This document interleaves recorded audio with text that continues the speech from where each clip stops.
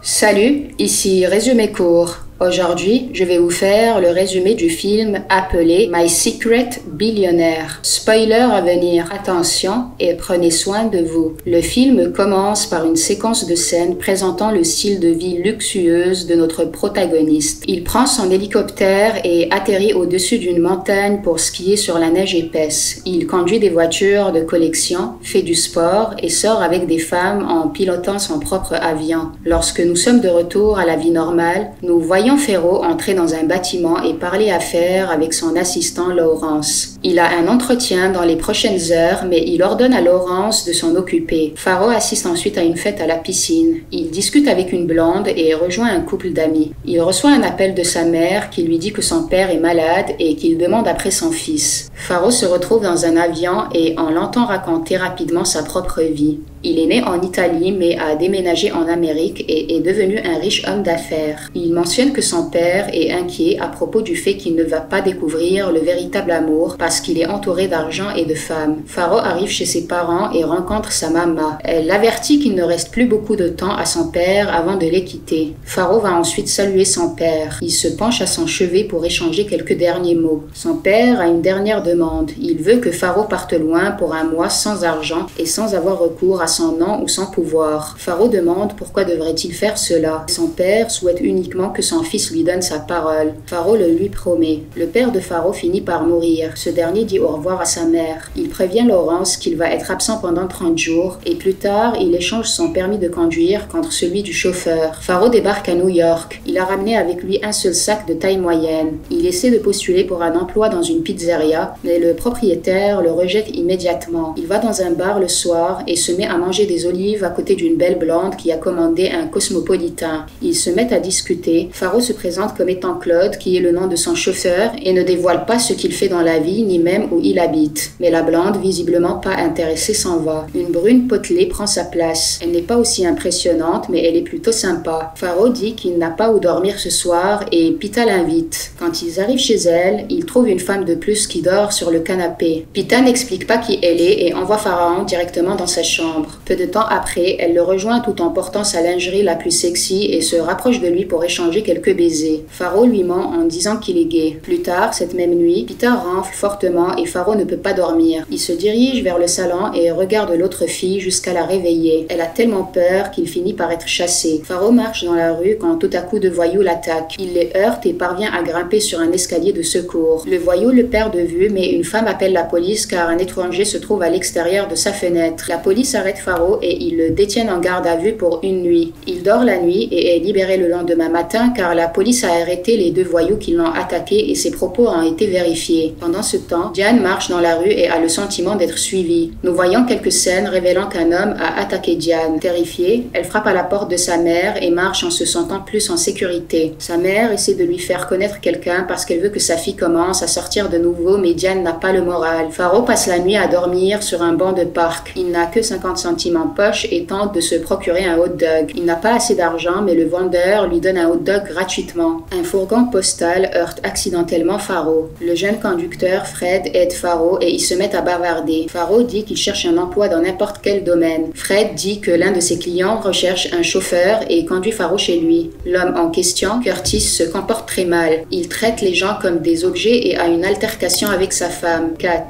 Lorsqu'ils finissent, Faro parle avec eux et Curtis lui dit qu'il devra assumer diverses fonctions autres que le conduire et qu'il restera avec la famille. Faro a besoin de travail, alors il accepte. La femme de Curtis dit qu'ils ont besoin de quelqu'un pour être barman ce soir et ils embauchent Faro immédiatement. Faro passe la nuit à servir les invités et à faire la vaisselle. Il est loin de la vie de luxe. À la fin de la nuit, Curtis lui demande de reconduire un de ses invités chez lui. Sur son chemin, Faro appelle Laurence et lui ordonne de donner une prime de 5 000 $ à chaque employé. Faro n'a pas connu le goût amer de devoir travailler dur pour gagner de l'argent. Il retourne à la maison, là où Kat l'attend. Mais la fille de Curtis, Nancy, frappe à la porte. Kat se cache sous le lit et Nancy arrive et tente d'avoir une relation sexuelle avec Faro. Désormais, Curtis lui-même frappe à la porte et Nancy se cache dans le placard. Curtis essaie de séduire Faro, mais il dit qu'il a une maladie contagieuse et lui enlève toute envie. Curtis part le premier, puis est suivi par Nancy. Faro et Kat sont finalement seuls dans la chambre. Le lendemain, Faro conduit Curtis à son bâtiment d'entreprise et perçoit Diane encore une fois. fois. Elle agit de manière distanciée avec lui et Faro est obligé de partir. 3 jours plus tard, Faro lui envoie un bouquet de fleurs sans carte ni message. Peu de temps après, Curtis appelle Diane et lui dit qu'il a oublié sa mallette dans l'immeuble. Il lui demande de prendre un taxi et de la lui apporter. Diane se plaint qu'elle doit aller à des funérailles, mais Curtis ne veut rien entendre. Diane apporte la mallette à la maison de Curtis et revoit Faro. Curtis dit à Faro de conduire Diane là où elle le souhaite. Dans la voiture, Faro et Diane se présentent officiellement. Faro révèle qu'il est celui qui a envoyé les fleurs. Il veut aller à l'enterrement avec elle puis lui offrir un café. Ils se rendent à l'enterrement et il semble que cela les amuse beaucoup. Le prêtre les fait rire et cela renforce leur relation.